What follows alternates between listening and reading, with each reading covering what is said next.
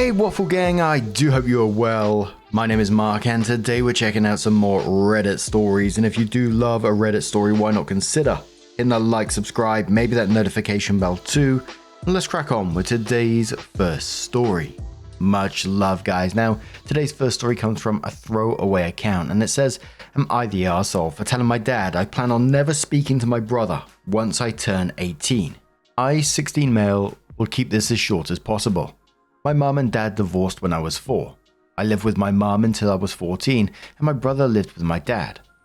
He was 20 when I moved up to live with him and my dad.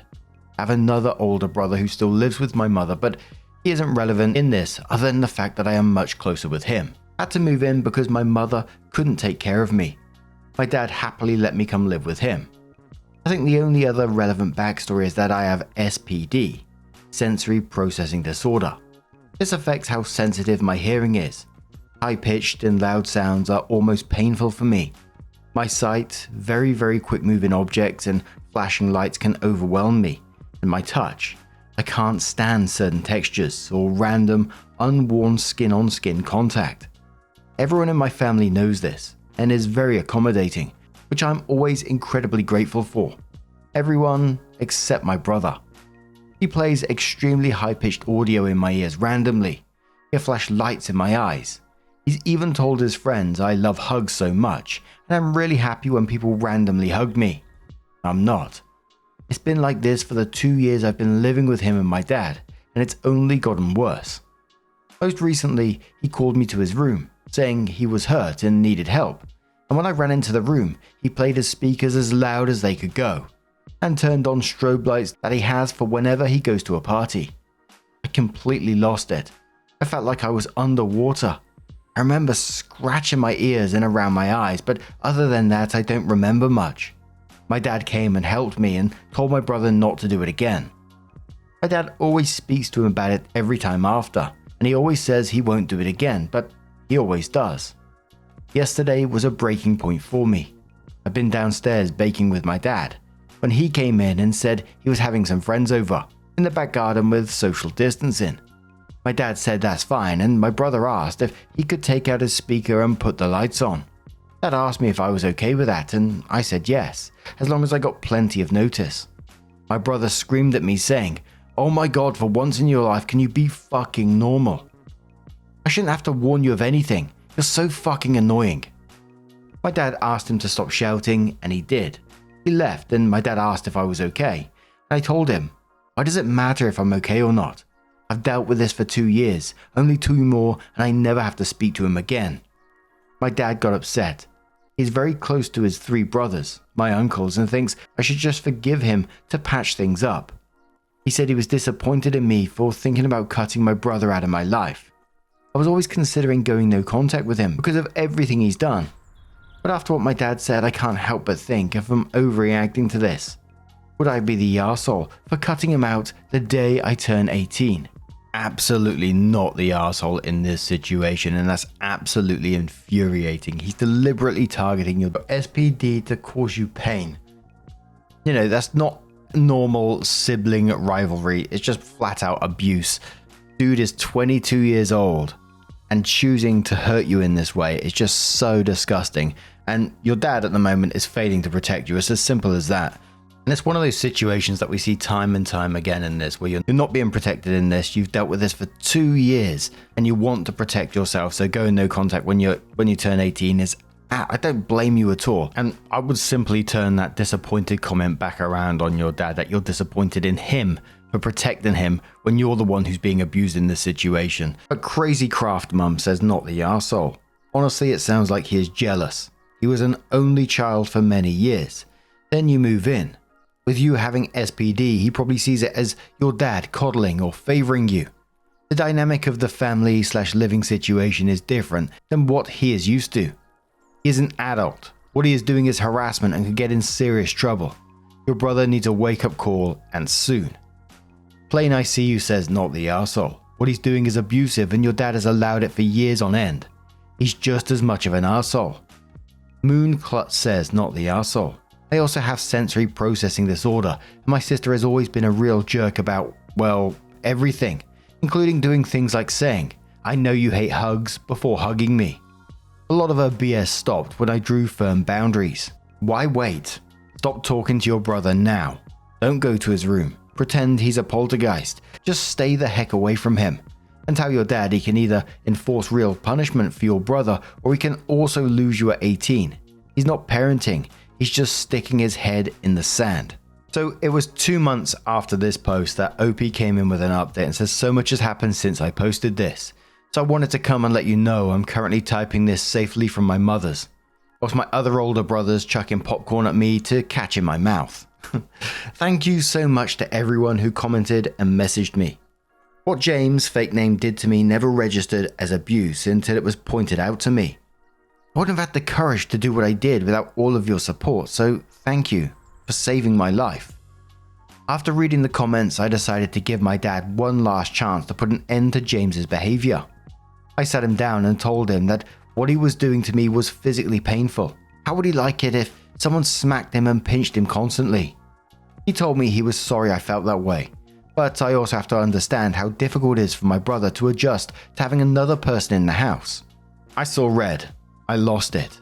I screamed at him that a 22-year-old should be able to get used to not being daddy's center of attention, that it was no excuse to exploit my disability to torture me constantly. He didn't say anything, so I walked out, just left and walked to my favorite skate park nearby. I called my other brother, Daniel, the person of not saying constantly other brother, and told him I needed him to come get me right away. My mum was at work, so I didn't call her. He was there in 20 minutes, and I told him everything that James has done and what Dad said to me. I've never seen him as angry as he was. He told me to get into his car, so I did, and he drove us to my dad's. He told me to go pack all my bags and that he was taking me home. Dad tried to talk to me, but I ignored him, just started packing. I couldn't make out everything that was said, but Daniel laid into him, screaming his head off. I didn't have much, so I was packed quick, and he told me to go and wait in the car. I found out from him after he came to the car. He was in the house an extra 10 minutes that he went to James and told him to never think of contacting either of us again. Apparently James tried to convince him that it should have just been him and Daniel, that I shouldn't have been born at all, that everything was better before I was. Daniel punched him, hard. He had 2 fractured fingers that he got treated after we left. And that's it. I haven't heard from them since. Daniel told me to write a list of everything that sets off my SPD and that he'd make sure the house is as SPD safe as possible. My mum cried when I told her what happened and promised I'd always had a place with her and Daniel. Which brings us to now, watching The Perks of Being a Wallflower, typing this with Daniel still chucking popcorn at me. Once again, thank you everyone so much for the support and help. I wouldn't be where I am now if not for it.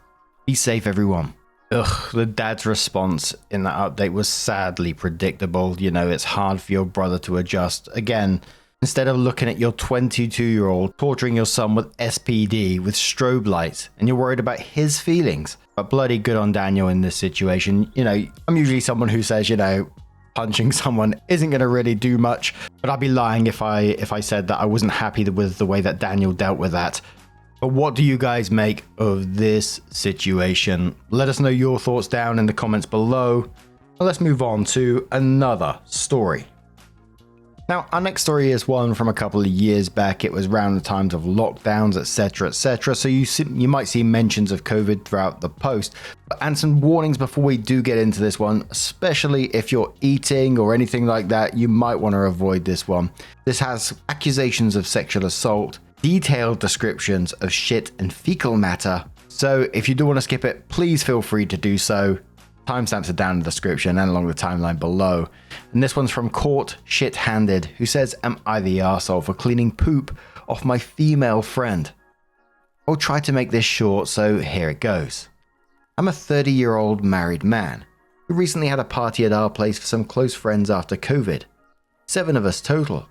By different circumstances, we don't have much family, and we decided that we would be our bubble of people that we would see during COVID times. 4 women and 3 guys. Long story short, we drank quite a bit, and everyone was planning at crashing at our place. No big deal, nothing unusual. The one girl there that recently became single drank a lot, likely due to the breakup, and passed out on the floor. I moved her onto the couch nearer so we could continue talking while monitoring her. Didn't want her to choke on puke or something. Well, eventually she stirs, rolls over, and reveals she has pooped herself down her skirt and down her legs. Also on my couch, but it was a shitty couch. Now, it was a really shitty couch. Everyone laughs at first, then starts gagging. The couples basically say that's a sign the night is over, and they start going to their rooms. Well, I'm the lone holdout that we can't just leave her covered in poop. My wife was too drunk to help and went to bed. I was conflicted because this was a close friend, so I did what I thought was best. I grabbed baby wipes and cleaned her up. To be clear, I did not touch her vagina at all. I did clean the poop off her butt and just quickly ran a wipe through her butt crack. I'm a nurse, so I have super strong gag reflex. I slept on the couch next to her just in case I heard her choking. Next morning, everyone wakes up and comes to see their friend covered in poop. Well, she's not anymore, and that's when it starts. I can't believe you did that. That's assault. You basically groped her. My wife was no help, which hurt badly and implied that I should have gotten her to do it, despite the fact that she was way too drunk to help. I feel like my friends aren't messaging me as much anymore, and I'm being excluded. Today was the final straw when I looked at my wife's phone and saw a group chat of the girls, and one of my best friends suggested the passed out girl file a police report. I don't know what to do. I'm so frustrated because I tried to do the right thing.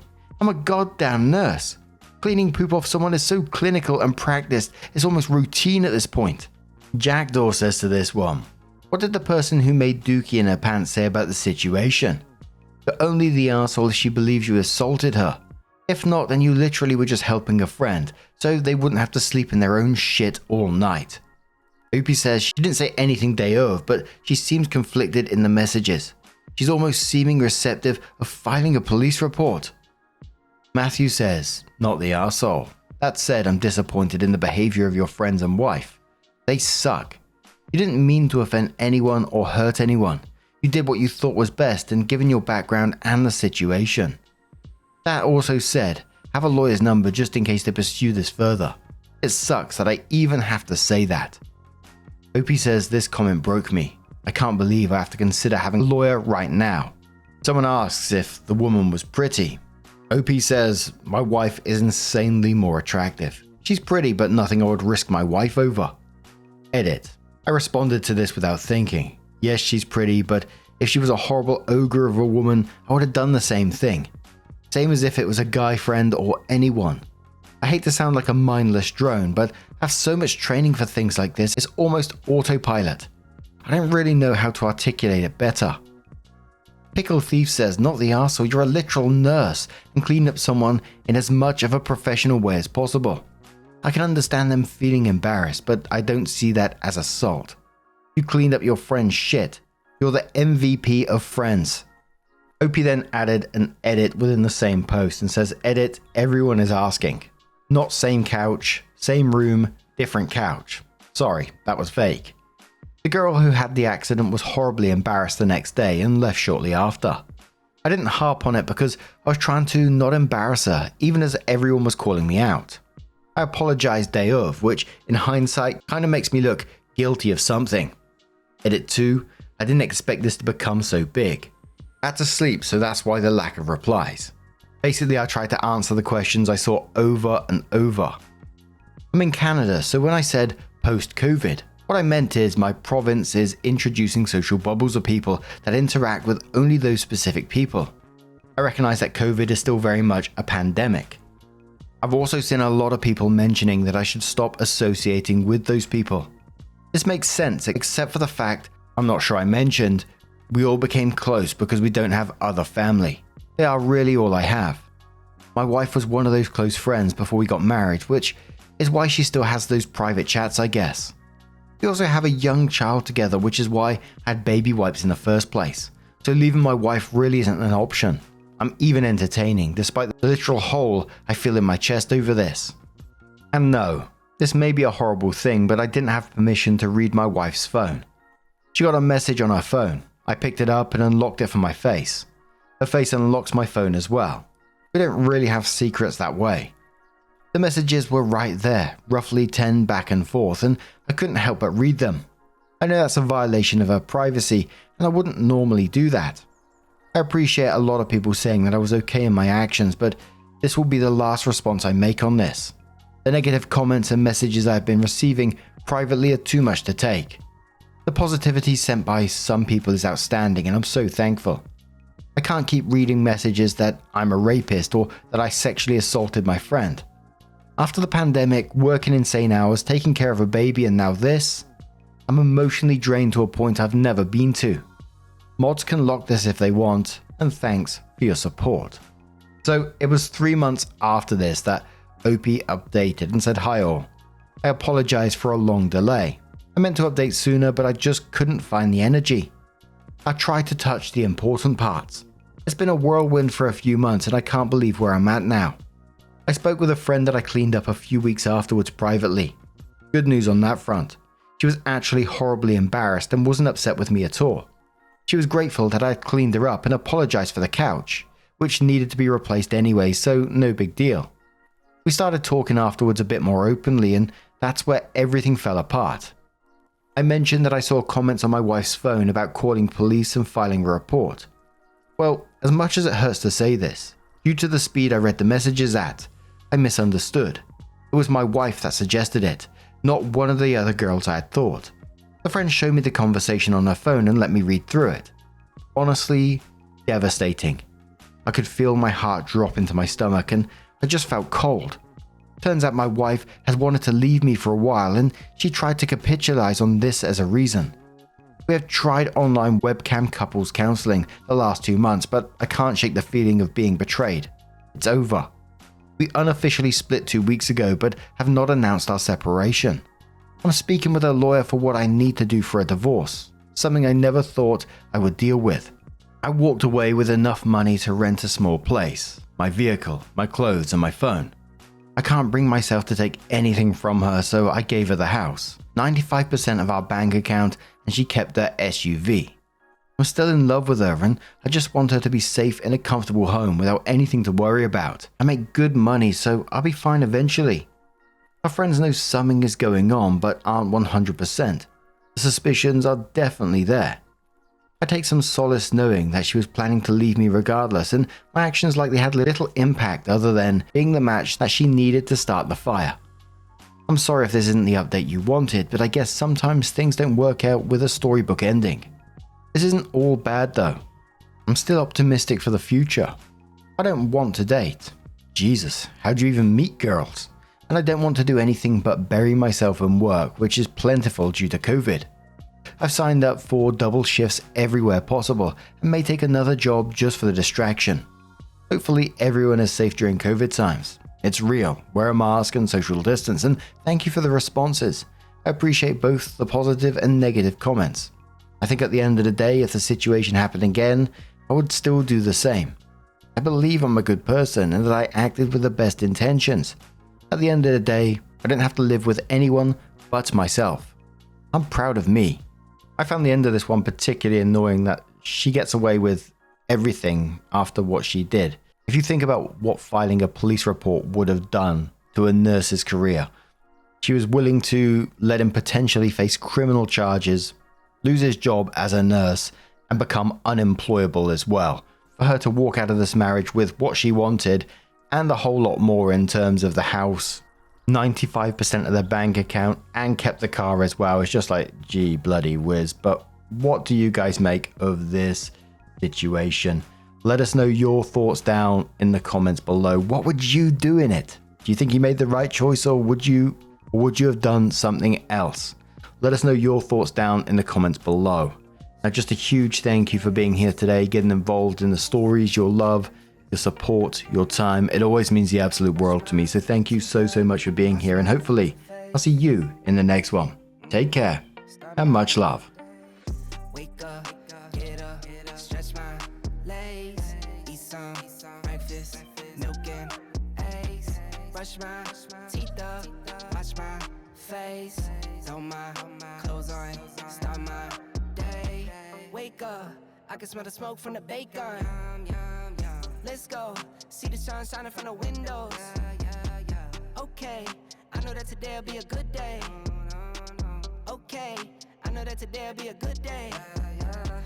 A, B, C, 1, 2,